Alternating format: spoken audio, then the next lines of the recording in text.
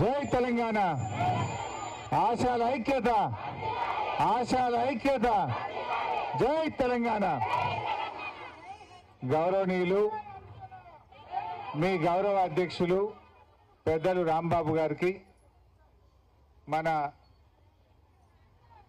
శాసనసభ్యులు గౌరవనీయులు ముఠా గోపాల్ గారికి గౌరవనీయులు నగేష్ భాయ్ గారు జయసింహ గారు దేవేందర్ రెడ్డి గారు ఇంతియాజ్ గారు శ్రీధర్ గారు వెంకటేశ్వర రెడ్డి గారు ముఖ్యంగా మీ అధ్యక్షురాలు గౌరవనీయులు సంతోష గారు ప్రధాన కార్యదర్శి మంజుల గారు అదేవిధంగా మారయ్య గారు నారాయణ గారు నగేష్ గారు శివశంకర్ గారు అన్ని జిల్లాల అధ్యక్షురాళ్ళు కార్యదర్శులు వివిధ జిల్లాల నుంచి వచ్చినటువంటి మా ఆశా ముఖ్య కార్యకర్తలకు మీడియా మిత్రులకు అందరికీ పేరు పేరున నమస్కారం తెలియజేస్తా ఉన్నాను.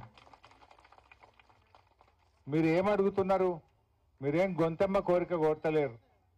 ఆనాడు కాంగ్రెస్ పార్టీ మేనిఫెస్టోలో మమ్మల్ని గెలిపించండి, మీకు ఫిక్స్డ్ వేతనం ఇస్తాం, మీకు 18,000 రూపాయల వేతనం ఇస్తామని చెప్పి మాట ఇచ్చింది. నమ్మి కాంగ్రెస్ పార్టీకి ఓటేసి గెలిపించారు. మరి మీరు ఏమడుగుతుండ్రు? ఏ మాట అయితే ఇచ్చిండ్రో ఆ మాట నెరవేర్చయ్యా రేవంత్ రెడ్డి అంటున్నాం. అంతకుమించి ఏమైనా అడుగుతున్నారా? గొంతెమ్మ కోరికలు కోరతలేరు, కొత్త ముచ్చట అసలే అడుగుతలేరు. ఇచ్చిన మాట నెరవేర్చుమని మీరు అడుగుతా ఉన్నారు.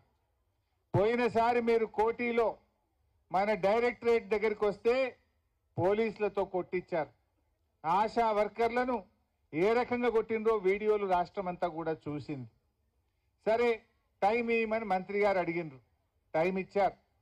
టైం ఇచ్చి ఇలా ఇంకొక ఏడాది చూసి 2 ఏళ్ళు అయింది, అయ్యేపాయ సగం పీరియడ్ అయ్యేపాయ. మరి ఇంకెప్పుడు పెంచుతావు? సగం పీరియడ్ అయిపోయింది కదా. ఇచ్చిన మాట ప్రకారంగా 18,000 ఫిక్స్డ్ వేతనం ఇవ్వమని ఇవాళ ఆశ మంచి మాట కొద్ది ఇస్తావా? మరి ఆశాలందరినీ పెద్ద ఎత్తున ఉద్యమానికి వెళ్ళమంటవా అని ఇలా ముఖ్యమంత్రి రేవంత్ రెడ్డి నేను అడుగుతా ఉన్నా. రేవంత్ రెడ్డి కథ ఎట్లున్నదంటే ఏమన్నా అడిగితే పైసలు లేవు అంటాడు. పైసలు లేవా? ఎందుకు లేవు పైసలు? కమిషన్లు వచ్చే దగ్గర మాత్రం పైసలు ఉన్నాయి. మీకు ఐడియా కోసం చెప్తున్నా, HMWS Hyderabad metro water works అని ఉంటుంది. దానికి మల్లన్న సాగర్ కాళేశ్వరం ప్రాజెక్టులోని మల్లన్న సాగర్ నుంచి హైదరాబాద్కు నీళ్లు తెచ్చి మూసీని ఉద్ధరిస్తా, ఆ గోదావరి నీళ్లను కాళేశ్వరం ప్రాజెక్టు ద్వారా కట్టిన మల్లన్న సాగర్లో ఉన్న గోదావరి నీళ్లను తెచ్చి మూసీ మోరిలో పోస్తా, నీళ్లు శుద్ధమైతే అంటుండు. దానికి ఎంత ఖర్చు పెడుతుండు? 6,000 కోట్లు. మూసీ నీళ్లను మురికి నీళ్ళలో మంచినీళ్ళు పోసేందుకు 6,000 కోట్లు ఖర్చు పెడతా అంటుండు. దానికి మాత్రం పైసలు ఉన్నాయి, ఎందుకంటే ఆడ కమిషన్లు వస్తాయి. అదే HMWS లో STPలు 4,000 కోట్ల రూపాయలతో STPలు పెట్టుండు. కమిషన్లు కాంట్రాక్టులు కనుక దానికి పైసలు ఉన్నాయి. HMDAలో 10,000 కోట్లతో టెండర్లు పిలిచినాడు. GHMCలో 6,000 కోట్లతో టెండర్లు పిలిచాడు. ఇరిగేషన్ శాఖలో 10,000 కోట్ల రూపాయలతో టెండర్ పిలిచాడు. ఫ్యూచర్ సిటీలో 6 లైన్ల రహదారి, ఆడ ఇల్లే లేదు, ఈయన భూములు ఉన్నాయి అంతే. ఆడ ఇల్లు లేదు, ఊరు లేదు. రేవంత్ రెడ్డి చుట్టాలే, వాళ్ళ బామ్మర్దులే, ఆయన భూములుంటే ఆ భూముల కాడికి 6,000 కోట్ల రూపాయలు ఖర్చు పెట్టి 6 లైన్ రోడ్ వేస్తుండు. దానికి మాత్రం పైసలు ఉన్నాయి. మా చిన్న ఉద్యోగులు, మా చిరు ఉద్యోగులు 18,000 జీతం చెప్పిన మాట చేయమంటే నన్ను గోసుక తింటారా? పైసలు లేవంటాడు. మరి నేను అడుగుతున్నా, నీకు ఏడికేలు వచ్చినాయి 50,000 కోట్లు? నీ ఫ్యూచర్ సిటీకి నీ భూముల కాడికి 6 లైన్ రోడ్లు వేస్తావు, GHMCలో 10,000 కోట్లతో టెండర్లు పిలుస్తావు, ఇరిగేషన్లో 10,000 కోట్లతో టెండర్లు పిలుస్తావు, HMDAలో 10,000 కోట్లతో టెండర్లు పిలుస్తావు, GHMCలో 6,000 కోట్లతో టెండర్లు పిలుస్తావు. ఇట్లా చెప్పుకుంటూ పోతే 1,000 కోట్ల రూపాయలు, దాదాపు 50,000-60,000 కోట్ల రూపాయలతో టెండర్లు పిలిచిండు. మరి పైసలు లేకపోతే 50,000-60,000 కోట్లతో టెండర్లు ఆడికెళ్ళి పిలిచినావు రేవంత్ రెడ్డి.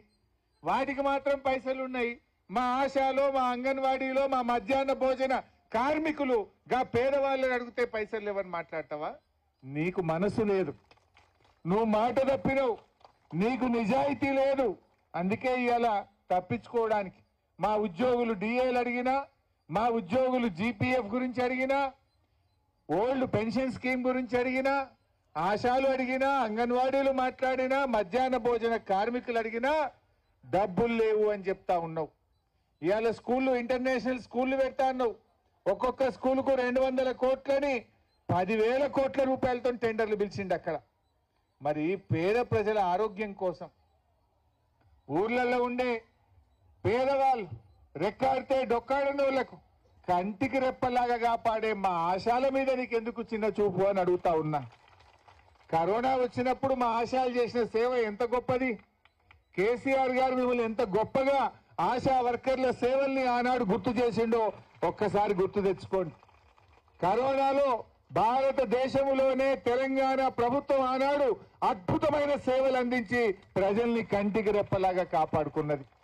అందులో అందరికంటే ముందు ప్రాణాలని కూడా లెక్కించగా మీ ప్రాణాలు కూడా కాపాడుకోవాలనే దానికంటే కూడా ప్రజల ప్రాణాలు కాపాడాలని మా ఆశా వర్కర్లు రాత్రింబవళ్ళు పనిచేసింది కదా. ఎంత కష్టపడ్డారు ఆ రోజు. మరి అటువంటి ఆశా వర్కర్లకు ఎందుకు ఈ మాట తప్పుతున్నావు అని నేను అడుగుతా ఉన్నా. ఏమడిగిండు మీరు?